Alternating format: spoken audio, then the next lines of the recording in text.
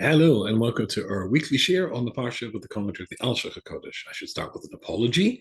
There was no share last week, and that's simply, as I warned you from the week before, it was a possibility as I was in England attending the chasna of my first grandchild, my granddaughter Nachama Rubinstein that was, Nachama Berlin that is. So I really did try, but it simply was impossible. A lot of my children don't have internet connections and stuff. My children are very frum. So anyway, I'm back now. That's the main thing.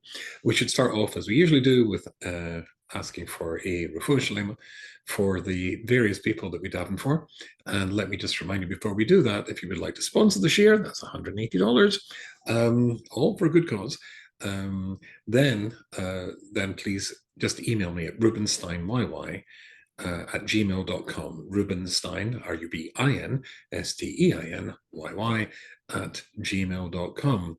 But we want a refuah shlema for Orechaim ben Chani Yehudis, the little boy waiting for the lung transplant, B'chol Chaim ben Sora, also Chesko Yehuda ben Yenta, for Chaim Mordcha Dov ben Esther as well. They should all have a refuah shalema. This week's parsha is Vayetze. Now, I actually want to pick up last week's theme, or the last Shiur's theme, because it's so critically important. I hope you remember, if you weren't here for the last week, Shiur we gave.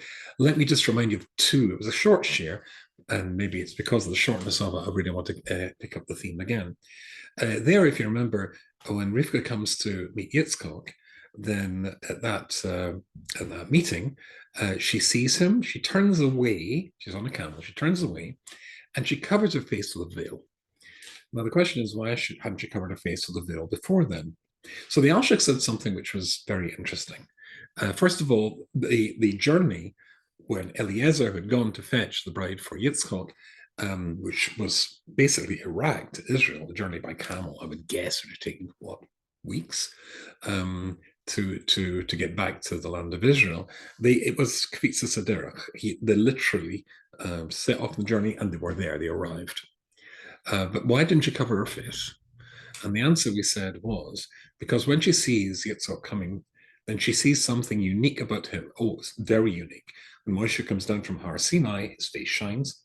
Yitzchak, offered as a sacrifice by Avram at the cave of Yitzchak, his face shone too. She realized it was only one of two possibilities. Avram, remember, the face of Avram was identical to Yitzchak, or rather, Yitzchak was identical to Avram. Both faces shone, so it was either Yitzchak or it was Avram. She covers her face, and the point the Alshich said was very, very intriguing. This was an approach of tznius, wearing a veil, which is way beyond that which is actually required of any Jewish woman. To wear a veil is very, very high level of spiritual refinement. Not for everybody. Certainly for Rivka, and particularly when she's seeing the man she's going to marry, who is almost half an angel, then it's appropriate. And the Alshich is the word that this is an extra degree, a super degree of tznius. It was appropriate for Rivka and for Yitzchak, but it's not appropriate for somebody who's not on that level. And that was the important bit. And then we read the Vilna Gaon on Mishli. So let me read that to you again, just to get us into this week's Parsha, which is the Vayetze, obviously. And he says the following thing. Now, this is in Yud Daled and it's in Pasuk base. And he says, the Pasuk starts off by saying, well, I'll read to you the Pasuk. It says Yud Daled, Pasuk base, and it says, Hoylech biyoshroi yirei Hashem. Those who are God-fearing go in the straight path. V'nolois drochav boizehu. But God disparages those people who swerve off the path. But the interesting thing is Yishroi, his path. It's all talking about him, something that's unique to him. This is the theme we're going to go back to very shortly in this week's Parsha as well. So let me read to you again what the Vilna Gaon says, and that'll take us into what the theme is for this week. He who goes on his straight path, that's somebody who can be defined as God-fearing. because everybody needs to go in the path that is appropriate for him, in his path. Because no two human beings are identical, even identical twins are not identical. And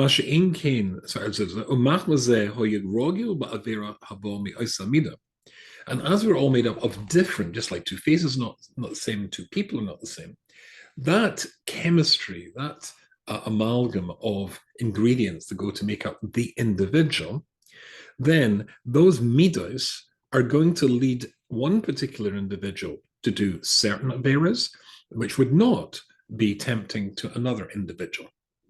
You might, for example, see somebody with a ferocious temper, and you think, why does he behave like that? It simply means you're not him. You don't have his challenges or his nature. The chemistry that went into making you, spiritually speaking, is unique to you and different to him. On the other hand, your confusion and perplexity at seeing, is it perplexity or perplexedness? Not sure. At seeing his behavior might be matched by him being perplexed at your behavior. Because maybe, even though he's got a temper, then he might still be generous when it comes to giving charity. Whereas maybe you're not. You don't have a temper problem, but you have a generosity problem. So he might look at you struggling to put your hand in your pocket and pull out a small amount of money to give to charity when he's got no difficulty whatsoever. Why doesn't he give charity? He's not you. Everybody's got their unique approach. And this is the critical bit that he says here. And you have to guard yourself very, very much in your approach. Because if that's your way, your path, then I think the example I gave last time is if you go 10-bin bowling for children who never done this before, of course they can't do it properly. They put up rails, or bumpers it's called in America, that stops the ball going into the gully, or the gutter, I'm not sure. So basically, if this is your path, you've got to make sure that there are guidelines, or there are bumpers, or maybe you get on the freeway, on the motorway, you've got a crash barrier to stop you crashing, going off course. But now you have to set up crash barriers in your own life as well, unique and appropriate to who and what you are. And that might mean that people might think you're crazy. Why is he so particular about that? He's particular about that because it's particular to him, because he's particularly unique. That's somebody who is going, now the Pasuk makes sense. So the Pasuk said, somebody goes on his path, guarding himself on either side with rails that he set up to protect his path. Yireh Hashem, that's somebody who's God-fearing. That's the right approach. Whereas but if somebody doesn't do that, if he doesn't take the appropriate precautions and create the appropriate lifestyle that guards him on his path, rather he does what other people do, maybe because it's fashionable, maybe because wearing a certain garb is appropriate to him or her, maybe because doing things because everybody else does it is something which will get him kudos amongst his peers, but being appropriate for him in his relationship with God. And God disparages that, despises that. That's where we got up to last week. Now, in this week's Parshas Vayetze, there is the meeting of Yakov and his bride. And there's the bit after he has the dream where the angels going up and down the ladders. We've covered that in previous Alshich Shiur, which you'll be able to refer back to. But then he comes on his journey to find the bride he's been told to find, who is of course Rachel. And when he's on the path, he sees some shepherds and their flocks by a well, and he goes over and he engages them in conversations. The conversation that they have, the Alshich, is utterly brilliant here, but I covered it a year ago or 2 years ago. The conversation was an insight into what's going to happen to the Jewish people in the future, including what's happening to the Jewish people in the present, that future, the one that we're in now. Anyway, basically, then as he is there, she comes. She's a shepherdess. She comes as well. And the Yomer hein oid hayam godel. So when he says to the shepherds, why aren't you watering the flocks? And of course they can't do it because the rock's too big. And of course he does it. And then at that point along comes Rachel. Vayhi kasher ro Yakov es Rachel bas Lovan achi imoy es tzayin Lovan achi imoy v'yagesh Yakov es Yogel es Evan, and Yaakov rolls away the rock. V'yash Yaakov l'Rachel v'yisa es koila v'yefk, and he lifts up his voice, cries, and kisses her. She's a little girl. Of course, she's going to become his wife. But there's something else here, and this is not in the Pasuk, but it's the Talmud. So the Talmud, if I remember rightly, is Megillah and Yudalad, and it says that when Yaakov saw Rachel for the first time when they met, he said to her, "Marry me." Now, I guarantee you that when you went on your first date with the man that you married, had he said, instead of "would you like to go for a coffee," if he'd said, "Marry me," you would probably have run a million miles at great speed, and you'd probably be right to do so.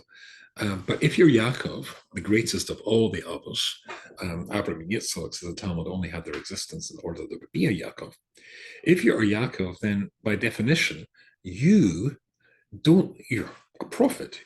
You don't see things the way other people see things. You see souls. And when he saw her, he saw the other half of his soul, and that she would be ideal and appropriate to him on that journey. This was the one he had to marry. In the same way as you've got to guarantee that this is the derech for you, the best way to guarantee that you're on the straight path is if you marry the right person. And he marries the right person. Or, I can't resist telling you, Rabbi Dessler, does he? Because surely that's slightly problematic. After all, I'm giving this share to you, and you're a Jew. It might be a non-Jewish visitor as well. Hello. But basically, Jews are called Jews because we're all descended from Yehuda.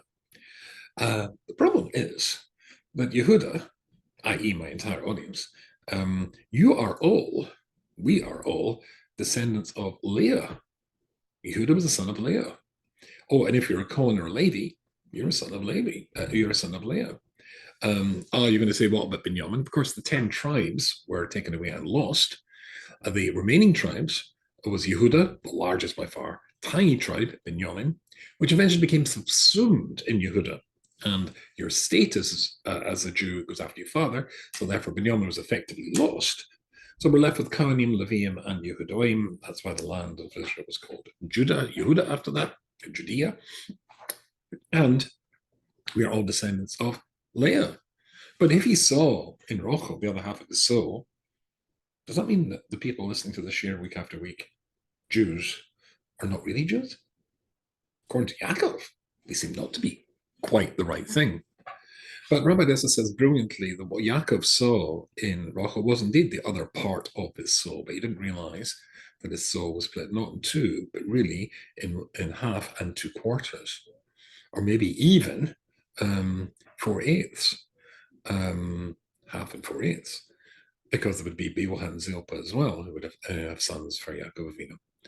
But more than importantly, the thing is that Yaakov was right. Rachel was the other half, or the other part of his soul for Yaakov, but he could not yet see or feel that one day that he would be more than Yaakov, that he would outgrow Yaakov. He would need to be defined by a new name, which was Yisrael, and Leah would be the other part of his soul for him as Yisrael.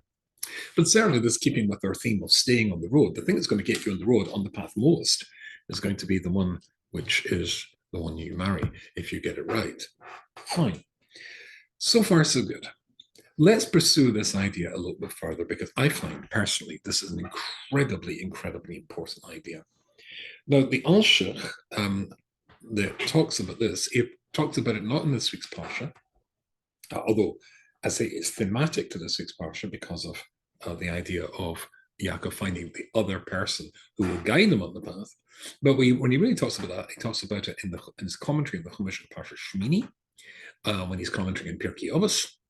At the beginning of Pirkei Avos, we start with Kol Yisrael V'yesh Lehem Chelek L'Olam Haba. Every Jew's got a place Be'olam Haba. Le'olam Haba, sorry. And the other place is in Mishli. But I'm going to just comment on the one or take you and show you what the Alshich has to say in Vayikra, and it's in Parshas Shmini. Now this is, so again, let's go to a mimer of in Sanhedrin Tzadik Omid Alif. The mission there, it says, Kol Yisrael v'Yisrael Chilek La'olam Haba. Every Jew has a place La'olam Haba.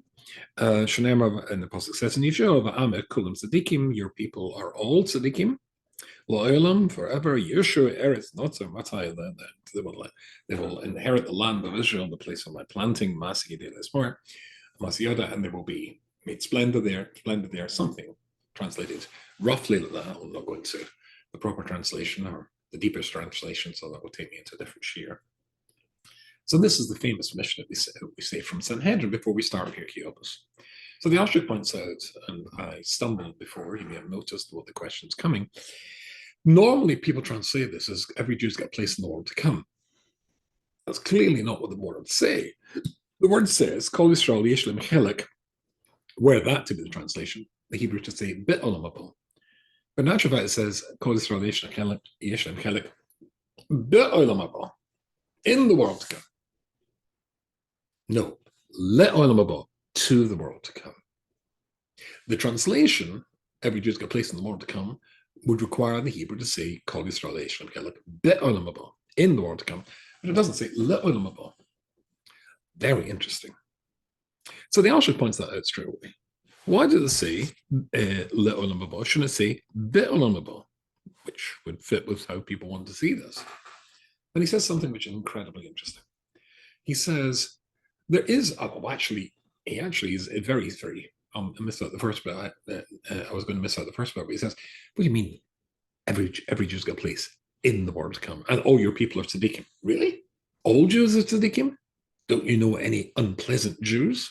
I mean, be realistic. We are 15 million or whatever it is human beings in the world. It's a lot of people, a lot of room for some occasionally not such nice people to be part of such a large group. Of course, there are bad people as well. And that's why the answer is, Bit Olam Haba is not what the Hebrew says, it's Le Olam Haba. Every Jew has a place, every Jew has a ticket to get into heaven. A ticket for a journey. But whether he's going to get or she's going to get on the train, the bus or the plane, plane's not such a good example, but whether they're going to use that ticket to get on the vehicle, which will take them on that journey to the destination that they're supposed to get to, that depends whether or not they buy the ticket. Actually, they're given the ticket, whether they use the ticket to get to Olam Haba. Interesting, because it's your path, just as we said from last week's shiur, and the Vilna Gaon said as well. So let me read to you this bit of Alshich Shiur. I said you can find it in his commentary on Mishli 2, which I have here, but I don't need to. Slightly different there, more depth, but we try not to make the shiur too long. So let me read to you what he says.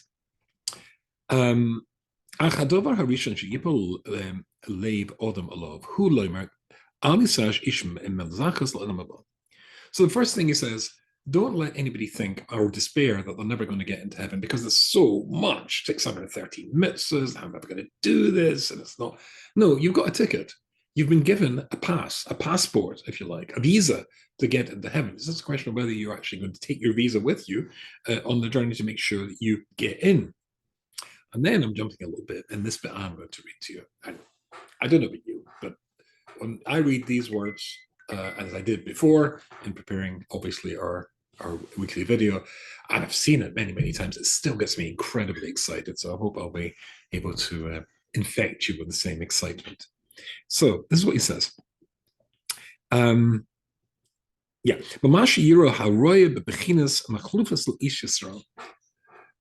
says, Alshich, I want to point out something that anybody who ever looks at people will obviously know.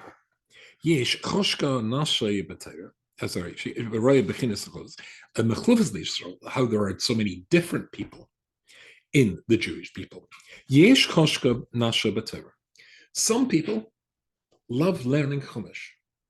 The Chumash speaks to them with all the commentaries and Rashi, etc. Chumash is their thing. Yesh b'tzedakah. Some people, that the big thing about being a Jew, about being a Torah Jew, is tzedakah. We mentioned that before in our example of the fellow with the temper and the person who still manages to give tzedakah. Yesh b'gimelas chasadim. There are some people who do acts of kindness, which is not financial, but there's a tremendous amount of chesed, as Chofetz points out. The Torah starts with chesed and ends with chesed, but don't make the mistake of thinking that's the only place it appears in the chesed. The whole Torah is full of chesed. And it's not all about giving money, although there's that as well. So there's chesed to be given. But hechesh be'yeser mitzvahs, and that applies to different mitzvahs. The gamba toshi Torah, and that applies to the mitzvahs when the aspects of the Torah itself, the different aspects of the Torah, they also uniquely attract certain Jews, different kinds of Jews, and because they're different. Ze choshka b'Torah. So as I said, those who learn Torah, Chumash, etc. V'yesh b'Mishnah, and some people, Mishnah is their big thing. The famous story of the writer of the Shulchan Aruch, Rabbi Yosef Karo, who wrote a malach used to come to him every day and learn Mishnayos with him. Some people say that the malach was the Mishnah. There's an interesting idea. But Zeh b'Talmud. Other people love learning Gemara. They have Gemara cops. The Talmud's difficult arguments, that attracts them. Zeh b'Agadah. And there are others who love the midrashic elements of the Talmud, when it tells background deeper and gives deeper insights into the stories of the Chumash. Agadata, it's called. Somebody did a translation called it the Legends of the Talmud. An appalling word. These are not legends. These are intrinsic parts of the Torah. What Agadata has to say is just as valuable, or something Rabbi Dessler points out at length in Michtav Mediano, is just as valuable and just as authentic and just as essential to what Judaism is as the bits of the Torah which are halachic, lead to halachic conclusions. And then he says, and then there is the Kabbalistic aspects of the Torah that may attract Hasidic Jews in particular. Hasidus is a distillation, a dilution of Kabbalah, so that it's more palatable and more easy to swallow than the raw Kabbalah itself. What's the difference? So what's the difference between all of them? Why does one attract the other? Gemara says in the Medrash says in the Medrash Nakoma, incidentally, at Tanchuma is in Nitzavim, the Parsha of Nitzavim, which we're going to look at in a second, because all the souls that were ever going to come into the world were there at Mount Sinai. Shom b'mamad Har Sinai, v'hoya Shom nimso. We're all there. And each individual Jew has a unique purchase, grabs hold of a bit of the Torah, which is his bit. Go back to what we said from the Vilna Gaon, the Posuk in Mishli, that God value a Yerushalayim is somebody who knows what his path is and sticks to his or her path, building Gedorim, building these bumpers, making fences to make sure he doesn't or she doesn't stray off the path. And each one has a unique approach. One is the mitzvahs, one is the learning, and that applies all the way through the Torah. And each one has to apply themselves to his or her part, because that is the ticket that you have to get into heaven. And that's the one you have to, and make sure you take that ticket to get on the right train that's going to take you to that final destination. The Kavon Zatana, he says, and therefore when the Mishnah says, that everybody's got a place in the world to come, there's no room for saying, well, how can I do it all? You don't have to do it all. Well, you've got to keep all the mitzvahs. But you make, and you're expected to have your approach and make your journey, or rather get on the journey which is appropriate for you.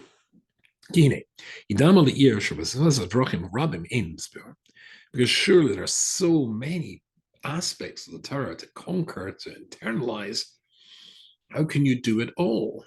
Well, you're still a doctor if you're, let's think of medicine. Always medicine or music are, to my mind, the most commonly useful metaphors for understanding what the Torah is. If you went to a doctor, then you've got a problem. You've got to make sure that the doctor fits the solution, or his discipline is for the solution to your problem. Don't get a neurologist mixed up with a urologist. that would be a mistake, or an oncologist or the gynecologist. Totally different things. You've got to know what the expertise of the person is. But there's all still doctors. And if you go to a hospital or a medical practice, then you probably find quite a spread of different disciplines. And so you would go, oh, sorry, no, sorry, I thought I misread it. I thought it said urology. I need the neurologist. It's headaches I have. But the problem with waterworks. Gynecology, yeah, well, that would be easier to just make a distinction for the receptionist that the oncologist for them, all the patients coming in that morning are in actual fact have protruding tummies because they're having babies. No, have to change the sign, make it a bit clearer. Now you need the gynecologist down the hall. But there are some medical doctors who are just geniuses at every single medical discipline. They're rare, and for us in Judaism, that these are the Gedolei Hador, those who have mastered all of it. But they are few and far between. For most of us, I'm an expert at this. So if you came to me, I'm not sure what I would say. I would claim to be a beginner in Alshich, but a little bit of expertise. Next to Eliyahu, so on and so forth. You go to the rabbi who is appropriate for you, and he is an expert in the discipline, the aspect of the Torah that you need at that particular time. So that's what the point he's trying to make here. There are many, many aspects of the Torah. You've got to specialize. Your path, your journey is one of them. It doesn't mean to say you don't learn all the other stuff as well, but the thing that you become expert at, the Hebrew word is a boki, an expert in an aspect of the Torah, that's your mahalach. So he says that for kol echad b'bchinas chelik nashrei, each Jew has to specialize in the bit that's unique to him, and get the bits of Judaism, surround yourself, equip yourself, buy the books that address that aspect of Judaism that is your speciality. Because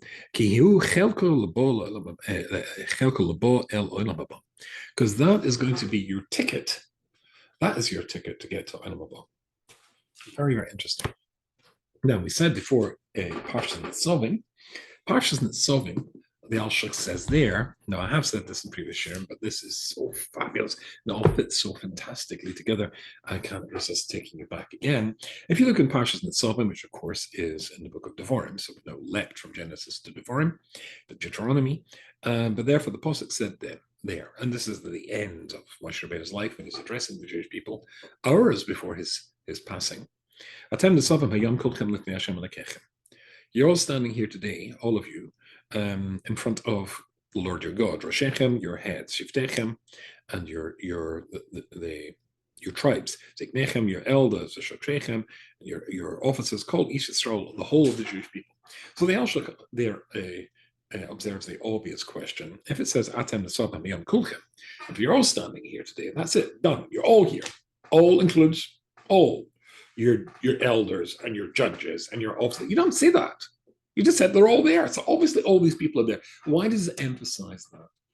So the Alshich says that what it means is Roshechem, the heads of the Jewish people. Who are the heads of the Jewish people? Avram, Yitzchak, and Yakov. Avram, Yitzchak, and Yakov. This is the last bris, last covenant between God and the Jewish people. The Parshas Nitzavim, as it says, to pass into the bris, to enter into a new covenant, if you like, or a final refinement of the one that we started at Har Sinai. But we're all there as well. And that's famously where it says. So not only at Mount Sinai was the people who were about to be Makabel the Torah there, but also the generations who were going to be born, that they would be there as well. Why? Even though your time has not come, for your soul to come to this world, but your soul was there because I want you to know that you were included, says Hashem, in this process, this covenant, this deal between you and I. Now, that's easy to understand. It's easy to understand that this concept of, as I said before, that from not just the generations who were there, but the future generations. But the Alshich says in Parshas Vayetze, but it's not just the future generations, it's the past generations as well. The past generations, yes. Roshechem is your head, Abraham, Yitzchak, Yakov. Shiftechem is it literally the tribes. That means Yehuda was there, and Reuven, Yehuda, Yisachar, Zebulun, Osh, Levi, and all the rest of the tribes. The founders of the tribes, their souls are there as well. So on and so forth. All the people from the past, the ancestors, the progenitors of the Jewish people, they were standing there as well. But that's problematic. I understand why I'm there to get the Torah at Mount Sinai. I understand why future generations are there. But what about past generations? They're done. Their time is over. So the Alshich says something which is brilliant. But I'm going to read to you how the Shem Mishmo puts it. I think one of my certainly favorite Hasidic story. And he says, he quotes the Rambam. So the Rambam famously says, and you'll find this in Parshas Vayetze in Devarim. And he says, the Rambam writes, and this is the Pershah Mishnah, Sof Maseches Makkos. The im odom makayim mitzvah achas b'shleimus harihu ben olam haba. That if a Jewess, is makayim one mitzvah perfectly, they're guaranteed to get to olam haba. Now that doesn't make any sense at all because we're all obviously commanded in 613 mitzvahs. So why would the performance of one mitzvah guarantee you a place in olam haba? And he says, rather, as we've been explaining up to now, what it means is as long as the Jewish people are united and one, then I'm now go back to my medical practice analogy. If I am the oncologist or the urologist, suppose that the gynecologist, whatever it was we said before, then all together, now we're a hospital, now we're offering the medical treatment which is appropriate for any person who comes with an illness, because the hospital has all the specialists there. That means to say the person knocked on the door mixing up gynecology with oncology can be redirected to somebody who can cure them. I can't cure you because I'm a gynecologist, but my friend George down the passageway there, he's the oncologist. That's the guy you want to see. Go to floor 2. You'll find George there and tell him, send him best regards from me. Then that's how the Jewish people work. That basically, as long as we are all together, then I am doing my bit. That was the gynecologist in my analogy. George is doing his oncology and somebody else is doing his bit. And therefore, we're all, that's a hospital, producing healthy outcomes. Not a hospice that just lets people die nicely. Hospital might be difficult, a hospital. You might have to go for treatment. It might sometimes be painful, psychologically and physically. But the purpose of a hospital is to make us well again or to keep us healthy. But it means that we all have to specialize in who we are, what we are. That's exactly what we said before. But what about previous generations? Well, this is interesting. That means to say that in the same way as my expertise travels horizontally, touching or connecting to the expertise of the other doctors, the other Jews, the other rabbis of the generation, but we just said it also goes vertically towards future generations as well. Each Jew is connected to each other. And my Torah, if I am a Tana, I'm an Amora, I'm a Rishon, a Rashi, etc., obviously travels through the generations. But what were the previous generations who are done? It seems to be this connection to future generations, connecting us all together, also goes to the past as well. Because by definition, there are mitzvahs that are unique to one generation, which are not unique to others. There are challenges to one generation, which are unique to their generation and not to others. One of them, of course, are so many mitzvahs which demand, or rather require, living in the land of Israel. Shemitah, etc., etc. Korbanos in the Beis Hamikdash. Well, Avram Avinu couldn't offer a korban in the Beis Hamikdash that hadn't been built, nor could Yitzchak, nor could Yakov. And even if they did mitzvahs voluntarily, it's a different thing. But now that the Torah has been given at Mount Sinai, then they can connect through the generations to us. That's why they're there. Roshechem, Ziknechem, Shadrechem, all the people from the past now connect to us because the interconnectivity of the Jewish people, my soul to your soul to my soul, each doing our bit completes the whole of the Jewish people going forward and connecting to the past as well. You've got to realize who and what you are. And of course, as I think I said last time, you can't, because nobody sees themselves objectively, which is why another famous teaching at the beginning of Pirkei Avos, the one I always go on about, that's why it's so essential for you to get a rabbi, or if you're a woman, a rebbitzin, who's able to help you to discover where your strengths lie, where your uniqueness lies, so that you're able to play your part, have that nameplate on your door saying that your ology, whatever it is, whether it's Haggadahology, Mishnahology, Talmudology, whatever it is, that's going to be a resource to help you perfect yourself and touch the others and add to the hospital, so that we're offering what the Torah, the health giving, the Kizeh Chayinu, because that's our life, the life giving gift of the Jewish people to itself and to the whole world is. I wish you all a wonderful Shabbos, and next week we'll get back to the Parsha, and we'll see about that confrontation between the two brothers, Yakov and Esav. Very good Shabbos. Am Yisrael Chai.